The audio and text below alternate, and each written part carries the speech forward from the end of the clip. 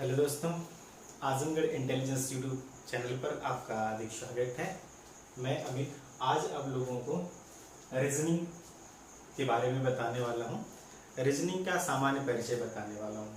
तो सबसे पहले हम लोग जानते हैं कि रीजनिंग क्या होता है। देखिए, रीजनिंग का सामान्य जो हिंदी अर्थ है उसका अर्थ होता है तर्क शक्ति, और जब इसके आगे रीजनिंग के आगे टेस्ट लिखा जाएगा तो इसका मतलब हो जाएगा तर्क शक्ति परीक्षण। प्रारंभ में रीजनिंग मैथ का ही एक भाग माना जाता था और मैथ के अंदर इसको यानी गणित के अंदर इसको पढ़ा जाता था। परंतु जैसे जैसे इसका रूप बढ़ता गया, जैसे जैसे इसमें ज्ञान की का जो प्रसार है वो बढ़ता गया, तो वैसे ही रीजनिंग जो है एक अलग विषय के रूप में दुनिया के सामने आई।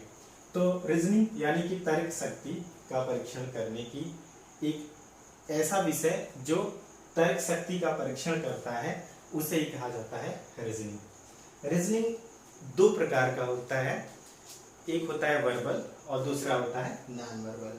वर्बल रीजनिंग जो है वह तीन प्रकार की होती है: general mental ability, logical reasoning और एनालिटिकल रीजनिंग।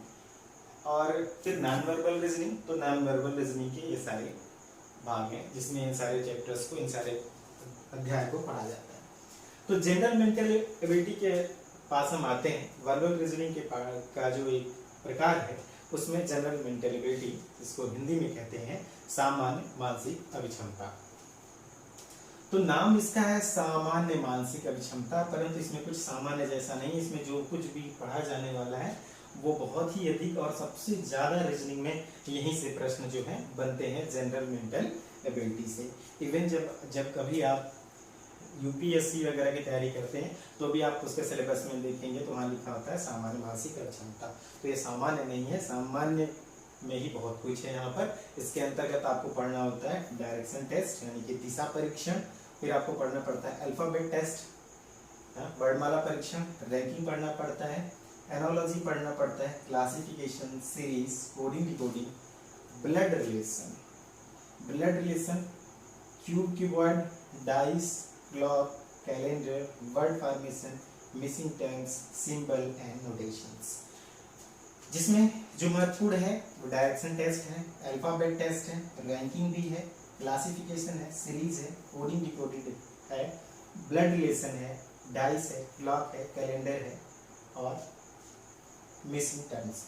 यहाँ से जो रीजनिंग है, अगर रीजनिंग को आप देखिए कि अगर वो 100% में देखते हैं कि 100% रीजनिंग आ रही है, तो यहाँ से ही जो हमने हाईलाइट किया है, यहाँ से ही मैक्सिमम 60% जो है क्वेश्चन वो यहीं से आते हैं। तो ये सिर्फ कहने के लिए जनरल मेंटल एबिलिटी यानी सामान्य मानसिक क्षमता है, सबसे ज्यादा जो प्रश्न आते हैं वो यहीं से आते हैं।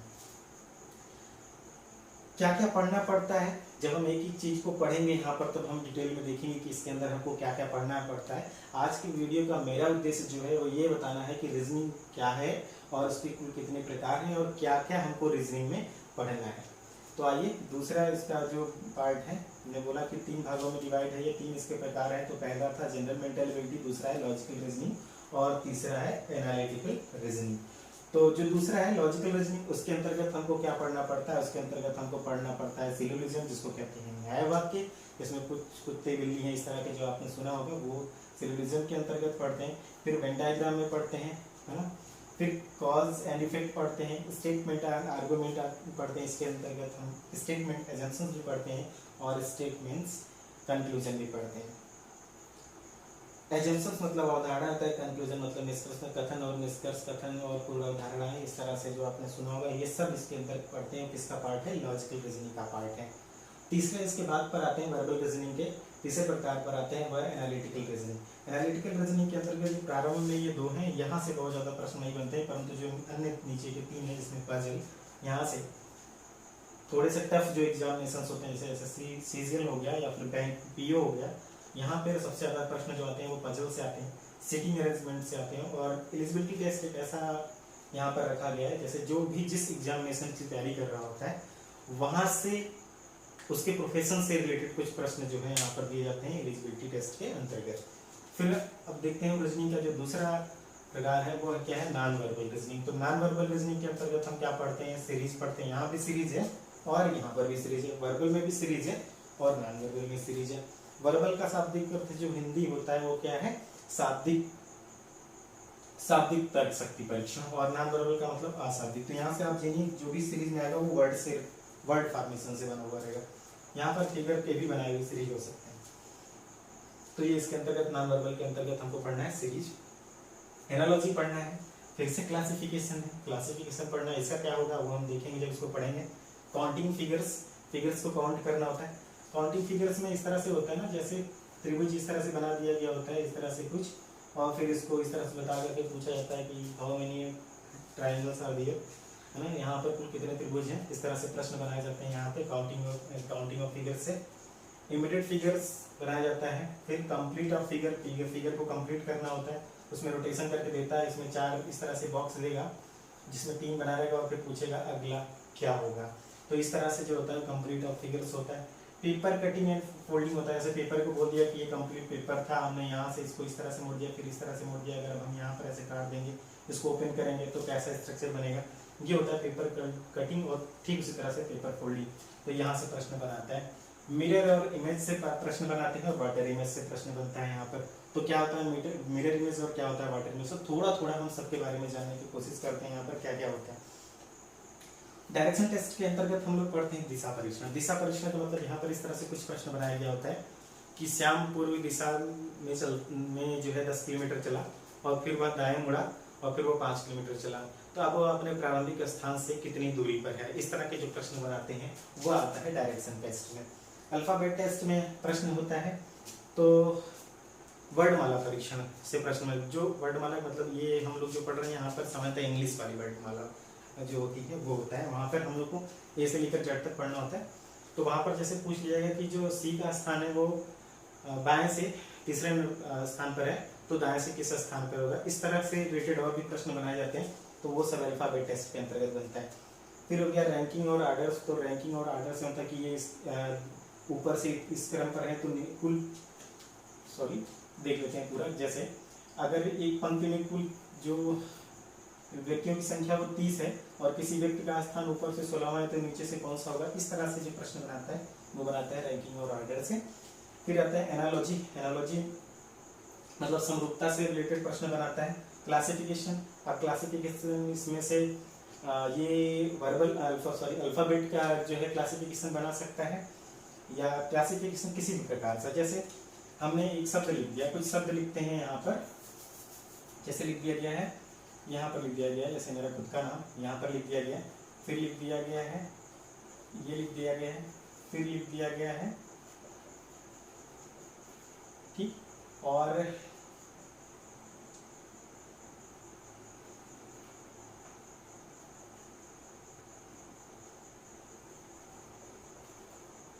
अविनाश दो बार हो गया, ये और लिख दिया गया है, ये लिख दिया गया है, ठीक। तो ये चारों लिखा गया, इनको बोलेगा कि इनको जो है एक निश्चित क्रम में रखें, क्लासीफाई करना है। तो क्लासीफाई हम किस तरह से करते हैं, कौन से इसमें से पहले आएगा तो सबसे पहले ये आएगा तो इसको पहले रखेंगे, फिर ए के बाद यम आएगा तो इसको दूसरे नंबर पर रखेंगे। इस तरह से जो है बनाया जाता है। तो यहाँ पर ये जो प्रश्न बनते हैं क्लासिफिकेशन में, यहाँ से इस तरह से बनाया जाता है। सीरीज है, अब सीरीज में किस तरह से प्रश्न बनाए जाते हैं। सीरीज में देखिए, जैसे यहाँ पर देखिए सीरीज में किस तरह से प्रश्न आया था। जैसे लिख दिया गया 2 4 8 है ना, 2 4 6 8, यहाँ पर कुछ करके यहाँ 12 लिख देगा। यहाँ पूछेगा तो हम सामान्य देख रहे हैं ना कि यहाँ पे 2 का गैप था, तो ये अगला टर्म 10 आना चाहिए, तो हम वहाँ पर लिख देते। तो इस तरह से एक निश्चित क्रम में एक पैटर्न होता है, उसको ही बोलते हैं सीरीज। उसी तरह से फाइंड आउट करना होता है। तो जब उसको पढ़ेंगे डिटेल में उसको देखेंगे क्या होता है इसके अंतर्गत। फिर हम देखते हैं कोडिंग डिकोडिंग। तो कोडिंग डिकोडिंग के अंतर्गत तो ये होता है कि किसी सूचना को किसी कोड के माध्यम से ऐसे सुरक्षित रखा जाता है कि वह जिसको समझाना चाहा जा रहा है सिर्फ वही समझे, तो उस प्रक्रिया को बोलते हैं कोडिंग डिकोडिंग। तो जब इसको हम पढ़ेंगे कोडिंग डिकोडिंग तो और डिटेल में देखेंगे क्या है।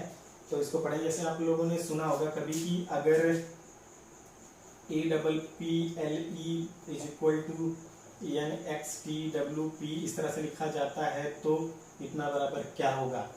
इस तरह के जो प्रश्न होते हैं वो होता है कोडिंग डिकोडिंग से। नेक्स्ट आते हैं ब्लड रिलेशन, रक्त संबंध या रक्त परीक्षण। यहाँ पर जाहिर सी बात है, नाम से स्पष्ट हो रहा है, रक्त संबंध के बारे में प्रश्न पूछा जाता है। जैसे कि आपके माँ के भाई का लड़का आपका क्या लगेगा, तो इस तरह के जो प्रश्न होते हैं वो ब्लड रिलेशन में पूछे जाते हैं। क्यूब एंड क्यूबॉइड है, तो यहाँ पर भी क्यूब और क्यूब बनाए जाते हैं, फिर उसमें पूछा जाता है इस सतह अगर ये ऐसे है तो ये कैसी होगी, इस तरह के प्रश्न क्यूब और क्यूबॉइड बनाते हैं। फिर डाइस हो गया, पासा हो गया, तो पासा हम लोग जानते हैं वही पासा जो लूडो खेलते हैं हम लोग, वही पासा है। वहाँ पर से प्रश्न आ जाता है कि अगर ऊपर 3 है तो उसकी विपरीत सतह कौन सी होगी, तब हम देखते हैं कि कैसा पासा है।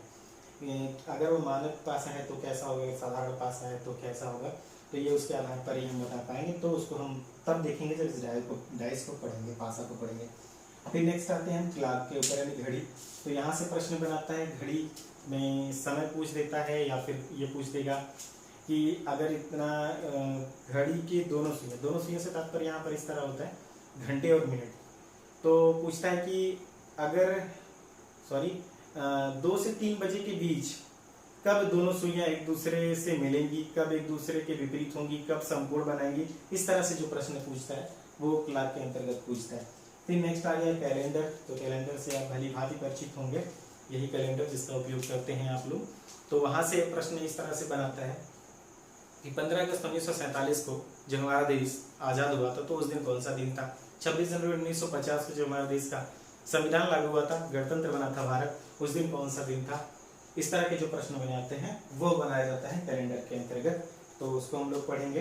इसी तरह से मिसिंग टर्म है, कुछ टर्म बना दिए जाते हैं, कुछ ऐसे लिख दिया जाता है और यहाँ पर 2, 4, 6 यहाँ पर पूछ लिया जाता है इस तरह से, तो उसको बोलते हैं मिसिंग टर्म, यानी मिसिंग टर्म को ढूंढना या फाइंडिंग मिसिंग नंबर्स भी बोला जाता है इसको। तो इसके अंतर्गत हम इसको पढ़ना होता है। फिर सिलोजिज्म पढ़ते हैं हम लोग, यानी कि न्याय वाक्य, जिसमें हम लोग ये देखते हैं, सुने होंगे हम लोगों ने सुना होगा, क्या होता है, कुछ कुत्ते बिल्ली हैं, कुछ कुत्ते चूहे हैं, इस तरह से जो प्रश्न बनाता है वो है सिलोजिज्म, वो इसके अंतर्गत हम लोग पढ़ने वाले हैं। फिर वेन डायग्राम पढ़ने वाले हैं, इसमें वेन डायग्राम में क्या होता है इसको भी देखेंगे। देखिए, अगर सभी को एकदम डिटेल से बताने लगेंगे तो काफ़ी लंबा हो जाएगा। हमारा सिर्फ यहाँ पर उद्देश्य है कि रीजनिंग के अंतर्गत हमको क्या पढ़ना है। नेक्स्ट आते हैं एनालिटिकल रीजनिंग पे। तो यहाँ पर जैसे मैंने बताया, शुरुआत के दोनों को ज़्यादा महत्व नहीं देते हम लोग, क्योंकि वहाँ पर पढ़ा नहीं जाएगा, प्रश्न नहीं आएंगे वहाँ से। पजल से होते हैं कि पहेली से रिलेटेड प्रश्न दिए जाते हैं। सेटिंग अरेंजमेंट दिया जाता है, यानी कि उसको इस स्थान पर बैठाया है, उसके दाएं से इस स्थान पर ये, उसके बाएं से चौथे स्थान पर ये, तो वो इस तरह से प्रश्न बनाते हैं, तो सेटिंग अरेंजमेंट के अंतर्गत बनाए जाते हैं। एलिजिबिलिटी टेस्ट हमने आपको बता ही दिया। सीरीज और काउंटिंग फिगर्स भी हमने बता दिया आपको। यहाँ पर बताया गया था मिरर इमेज और वाटर इमेज बताना। तो मिरर इमेज और वाटर इमेज सामान्यतः यहीं से बना दिया जाता है, जो क्लॉक है वहीं से बना दिया जाता है। तो क्लॉक में जैसे पूछ जाता है इस तरह से कि अगर शाम के 6 बज रहे हैं, अगर उसका दर्पण प्रतिबिंब में समय क्या होगा, उसका जल प्रतिबिंब में समय क्या होगा, तो दोनों जो है वो समय बदल जाएगा। तो इस तरह से प्रश्न जो है बनाता है वाटर इमेज और मिरर इमेज से। तो आज की इस वीडियो में हम लोगों ने पढ़ा रीजनिंग में कि रीजनिंग क्या होती है, रीजनिंग कितने प्रकार की होती है। तो verbal and non verbal. Verbal भी 3 प्रकार का है, general mental ability, logical reasoning, analytical reasoning. और जनरल मेंटल एबिलिटी के अंतर्गत ये सारे आते हैं। सामान्य मानसिक क्षमता के अंदर डायरेक्शन टेस्ट आता है, अल्फाबेट टेस्ट आता है, रैंकिंग ऑर्डर आता है, एनालॉजी आता है, classification, series, blood relation, cube cuboid, dice, clock, calendar, word formation, ये सारे जो होते हैं जनरल मेंटल एबिलिटी के अंतर्गत में। लॉजिकल रीजनिंग के अंतर्गत हमको पढ़ना है syllogism, Venn diagram, cause and effect, statement and argument, statement and assumptions, statement and conclusion. और एनालिटिकल रीजनिंग के अंतर्गत हमको पढ़ना है puzzle, setting arrangement and eligibility test. After that in non verbal reasoning we will study क्या, series, analogy, classification, counting of figure matrix, embedded figure, complete of figure, paper cutting and paper folding, mirror image and water image. तो आज की इस video में बस इतना ही। अगर आपको हमारे द्वारा दी गई ये जानकारी अच्छी लगती है तो कृपया वीडियो को लाइक करिए, शेयर करिए, चैनल को सब्सक्राइब करिए और बेल आइकन दबाना ना भूलिए। 10 सेकंड का समय देते हैं, आप इसका स्क्रीनशॉट ले सकते हैं।